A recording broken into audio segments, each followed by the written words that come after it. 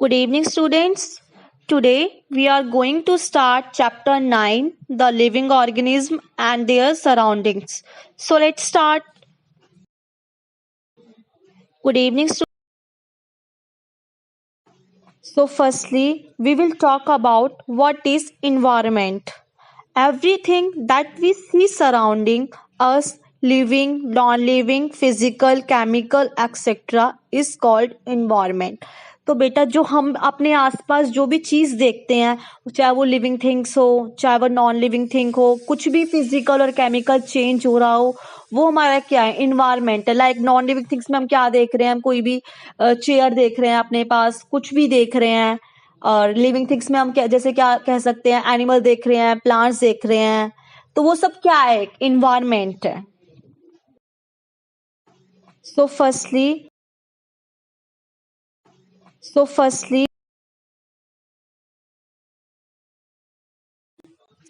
So our next topic is biotic and abiotic components. तो बेटा हमारे बायोटिक कंपोनेंट्स और एबायोटिक कंपोनेंट्स क्या होते हैं. बायोटिक कंपोनेंट्स क्या होते हैं, these are the living components of the ecosystem.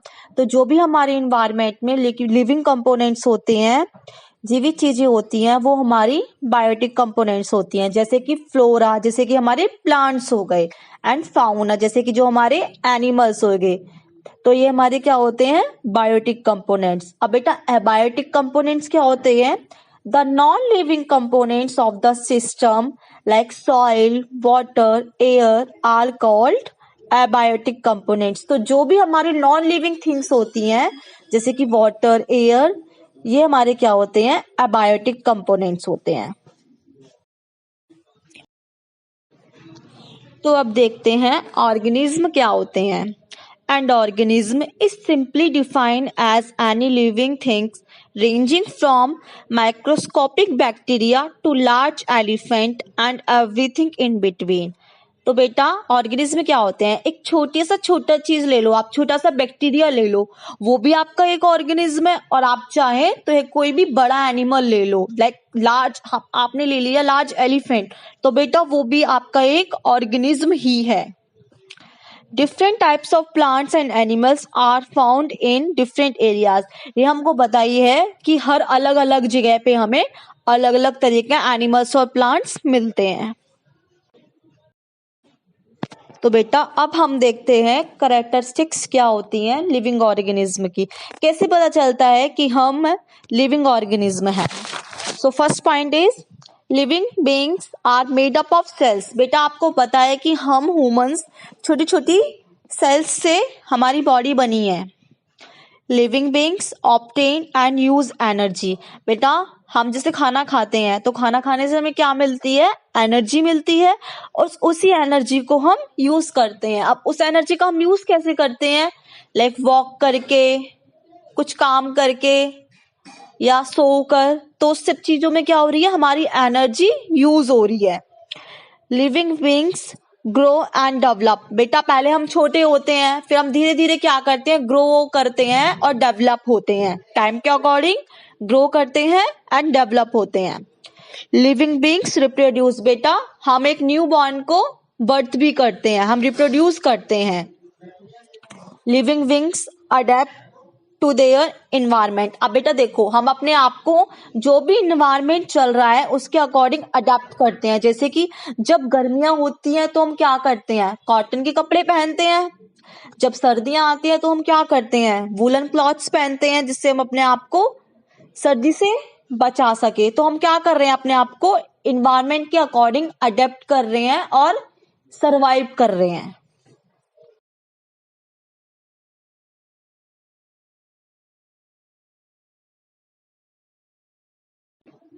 So our next topic is growth. बेटा ग्रोथ का मतलब क्या होता है, बढ़ना.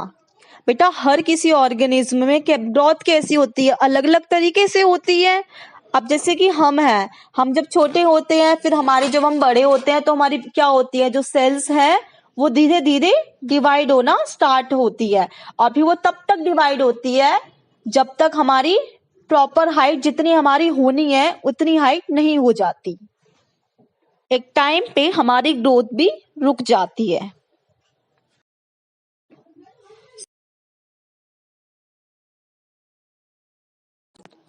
तो अब हम देखते हैं बेटा कि रेस्पिरेशन क्या होता है। अब बेटा आपको हिंदी में पता है रेस्पिरेशन क्या होता है, सांस लेना। तो बेटा ये बहुत ही नेसेसरी प्रोसेस होती है सभी लिविंग ऑर्गेनिज्म के लिए। जैसे कि बेटा इसमें क्या होता है कि हर एनिमल का एक डिफरेंट मैकेनिज्म होता है रेस्पिरेशन का, जिसमें क्या होता है हमारी जो गैसेस हैं उनका एक्सचेंज होता है। और जैसे कि मैंने कहा कि हर ऑर्गेनिज्म अलग अलग अलग मैकेनिज्म होता है। अब जैसे कि हम एग्जांपल ले लेते हैं अर्थवॉर्म का। बेटा अर्थवॉर्म कैसे करता है, अर्थवॉर्म ब्रीथ करता है थ्रू देयर स्किन, वो अपनी स्किन से करता है बेटा। अब हम एग्जांपल ले लेते हैं फिश का। फिश कहाँ से करती है, फिश बेटा गिल्स से करती है।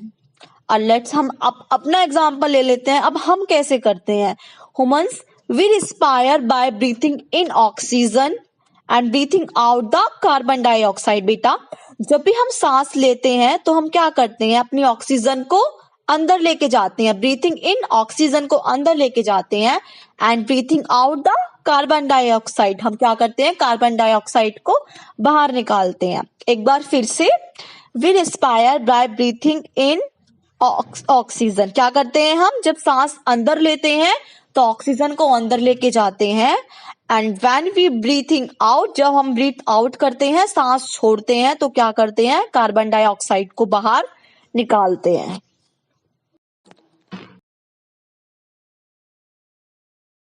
सो our next topic is excretion. अब बेटा एक्सक्रीशन का मतलब क्या होता है, एग्जिट आउट, मतलब किसी भी चीज को बाहर निकालना। अब बेटा हम सब लिविंग ऑर्गेनिज्म क्या करते हैं, खाना खाते हैं। अब जो भी हम खाना खाते हैं ऐसा तो नहीं होता कि वो सब कुछ यूज होता हो हमारी बॉडी के द्वारा, वो सब कुछ यूटिलाइज होता हो हमारी बॉडी के द्वारा, नहीं होता। उसमें से क्या होता है कुछ वेस्ट भी होता है और कुछ ऐसा होता है जो वेस्ट हमारी बॉडी भी प्रोड्यूस करती है, जैसे कि यूरिया। बेटा अब क्या होता है, तो इन सब प्रोडक्ट्स को, सारा वेस्ट प्रोडक्ट को बाहर निकालना, ठीक है, सारा वेस्ट प्रोडक्ट को बाहर निकालने की जो भी प्रोसेस होती है उसको बेटा हम एक्सक्रीशन कहते हैं। So our next topic is habitat and adaptation. बेटा हैबिटेट क्या होता है, द रीजन और place where an organism lives is term as its habitat. बेटा जहाँ पे भी जो भी ऑर्गेनिज्म रह रहा है वो उसका हैबिटेट होता है। अब बेटा हमारा हैबिटेट क्या देता है, सरवाइव करने के लिए बेटा फूड देता है, शेल्टर देता है रहने के लिए, प्रॉपर वेदर देता है हमारा, तो वो क्या है हमारा हैबिटेट है। और बेटा क्या होता है कभी कभार हम अपने आप को भी अडेप्ट करते हैं, इन्वायरमेंट के अकॉर्डिंग हम अपने आप को अडेप्ट करते हैं, तो उस चीज को हम क्या बोलेंगे, अडेप्टेशन।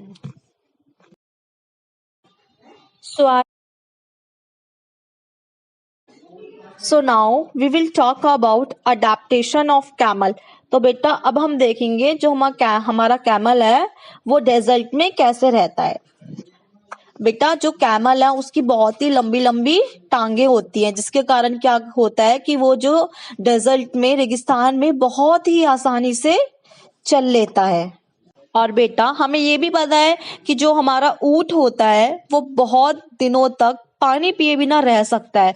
वो कैसे, बेटा क्योंकि जो उसके कुबड़ होते हैं ऊपर की तरफ, उसमें वो एक बार जब पानी पीता है तो अपना पानी इकट्ठा कर लेता है बहुत सारा, तो उसे डेली डेली पानी की नीड नहीं होती है।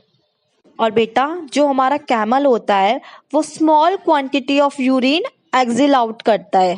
और बेटा ऊंट को पसीने भी नहीं आते हैं और जिसका डग होता है, उसका जो गोबर होता है वो ड्राई होता है। So now we will talk about adaptation of camel. तो बेटा अब हम देखेंगे जो हमारा कैमल है वो डेजर्ट में कैसे रहता है। बेटा जो camel, so now we will talk about fish. तो बेटा जो मछली की बॉडी होती है वो उसको इजिली मूव करने में हेल्प करती है वाटर में। और बेटा क्या होता है फिश की बॉडी पे स्लिपरी स्केल्स होते हैं। आपको पता है उसके फ्लैट फिन्स भी होते हैं, और जो टेल होती है उसकी वो किस चीज में हेल्प करती है, अगर उसे अपनी डायरेक्शन चेंज करनी होती है तो उस चीज में उसकी हेल्प कौन करता है, जो उसके फिन्स मतलब जो उसके पंख होते हैं और जो उसकी टेल होती है वो उसको डायरेक्शन चेंजिंग में हेल्प करते हैं। और जो उसके गिल्स होते हैं वो किस चीज में हेल्प करते हैं, help in utilizing dissolve oxygen को यूटिलाइज करने में उसके जो गिल्स हैं वो उसकी हेल्प करते हैं।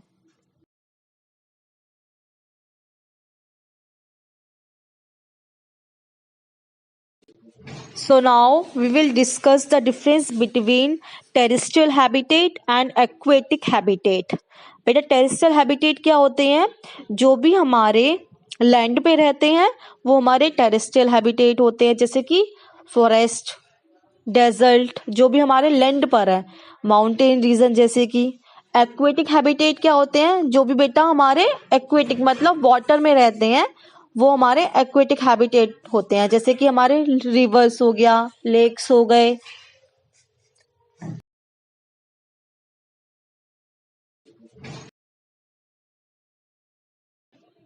तो बेटा अब हम टेरेस्ट्रियल हैबिटेट में फर्स्ट पढ़ने वाले हैं डेजर्ट के बारे में। बेटा जो डेजर्ट होता है उसमें क्या होता है, जो हमारी प्लांट्स की जो लीव होती है वहां पे वो रिड्यूस हो जाती हैं, वहां पे लीव्स नहीं होती, वो स्पाइंस में कन्वर्ट हो जाती हैं, वो स्पाइंस होती हैं। तो लीव्स किस में रिड्यूस हो जाती हैं, स्पाइंस में। और बेटा जो वाटर होता है वो बिल्कुल लॉस हो जाता है, किसके कारण, ट्रांसपायरेशन की प्रोसेस के कारण। इसमें बेटा क्या होता है, जो हमारी रूट्स होती है वो बिल्कुल डीप जाती हैं सॉइल के अंदर, किसके लिए, वाटर एब्जॉर्व करने के लिए। अब बेटा डेजर्ट में कौन कौन से एनिमल्स होते हैं हमारे, जैसे कि कैमल्स हो गया, कंगारू, रेट्स।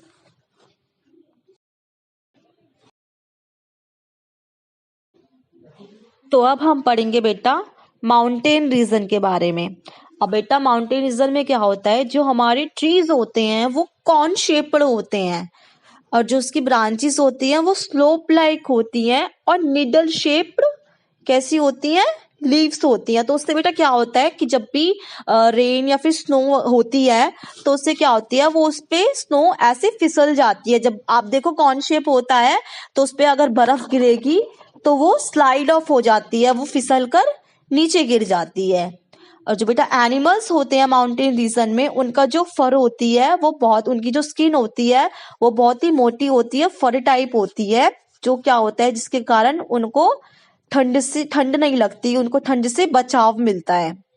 एग्जाम्पल बेटा स्नो लियोपार्ड जैसे, और एग्जाम्पल्स क्या होते हैं, जैसे कि pines, mountain goats, sheep etcetera.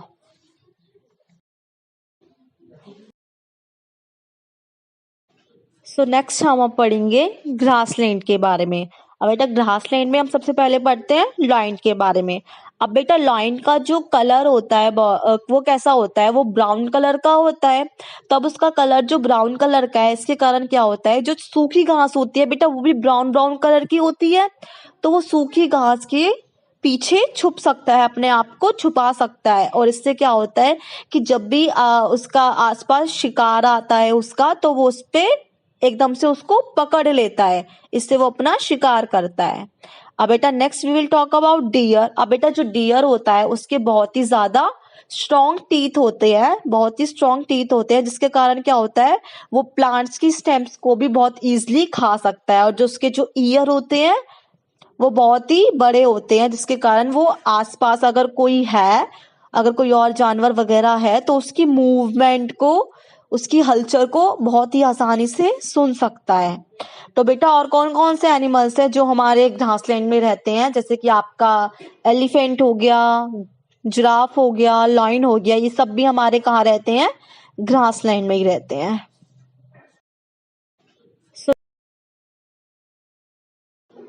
So next we will talk about rain forest. बेटा रेन फॉरेस्ट में क्या होती है, बहुत ज्यादा रेन होती है, this habitat receive a lot of rain. अब बेटा यहाँ कौन कौन से किस तरह के एनिमल्स पाए जाते हैं, जैसे कि आपका मैमल्स, एम्फीबियंस, रेप्टाइल्स, लाइक आपके सांप वगैरह हो गए, इस टाइप के जो आपके एनिमल्स हैं वो यहाँ पे इस फॉरेस्ट में मिलते हैं। यहाँ का एनवायरनमेंट लाइक क्लाइमेट कैसा होता है आपका, हॉट एंड ह्यूमिड होता है बेटा। So next, so now we will talk about polar habitat. बेटा पोलर हैबिटेट कैसा होता है हमारा, बहुत ही ठंडी जगह होती है, बहुत ज़्यादा हवा चलती है। यहाँ पे जो हमारे मोस्टली एनिमल्स होते हैं वो कार्निवोरस होते हैं, और बेटा उनका बहुत ही थिक फर होता है, बॉडी बहुत ही थिक फर होता है। इससे क्या होता है, उन्हें सरवाइव कर पाते हैं वो ठंड में रहने की। अब बेटा कुछ को तो आइस बहुत पसंद होती है वहां पे, जैसे कि आपके पेंगुइन्स हो गए। लेकिन बेटा अगर आप पोलर बियर को लेते हो तो बेटा वो क्या करता है, कोल्डेस्ट जो मंथ्स होते हैं उनमें सोता है। उनमें क्या करता है, वो अपने केव में जाके सो जाता है। अब इनमें एग्जाम्पल्स और कौन कौन से होते हैं पोलर हैबिटेट में, पोलर बियर्स हो गया, पेंगुइन्स हो गया, एक्सेट्रा बेटा। So now we will So now we will talk about what is aquatic habitats. तो aquatic habitats में सबसे पहले हम पढ़ेंगे बेटा मेराइन हैबिटेट। मेराइन हैबिटेट मतलब क्या होता है बेटा, आपका जो खारा पानी होता है हमारा आपका जो साल्टी वाटर होता है उसको मेराइन वाटर बोलते हैं, जो कि हमारा कहाँ मिलता है, हमारा ओशियंस में मिलता है बेटा, सीज में मिलता है।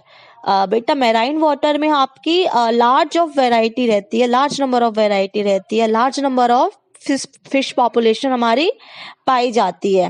बेटा जो मैराइन के जो क्रिएचर्स होते हैं वो कहाँ पे मिलते हैं, स्ट्रेरीज में, जहाँ पे क्या होता है हमारा जो रिवर का और ओशन का पानी है वो मिल जाता है और हमारा एक साल्टी वाटर बन जाता है।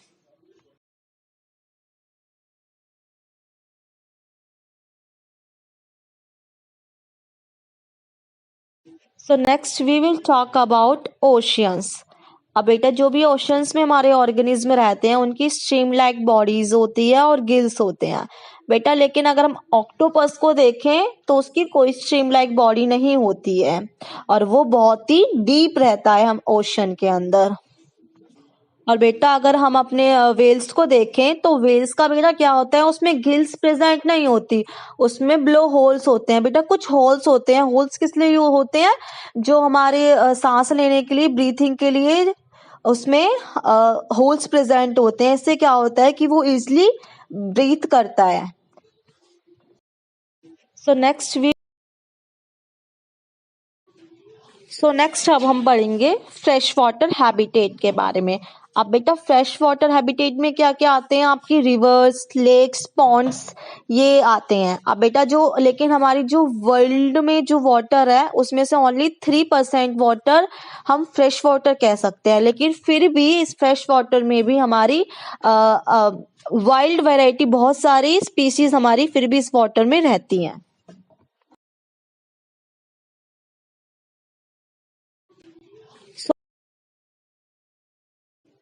So next we will talk about coastal habitat. अब बेटा कोस्टल हैबिटेट क्या होता है, जहाँ पे भी हमारा जो लैंड मीट करता है हमारा सी से, जैसे कि बेटा हमारा देखा होगा आपने बीचेस वगैरह पे देखा होगा, वहाँ पे रेत वेत वगैरह रहती है और उस पे आगे क्या होता है, हमारा सी का पानी आता है, तो वो हमारी बीचेस वगैरह वाली जगह होती हैं।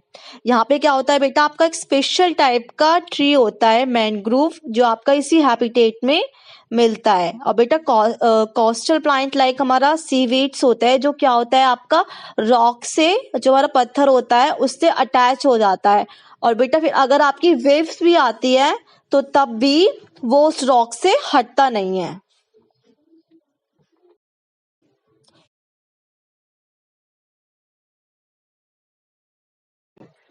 Thank you so much, student, for watching the video.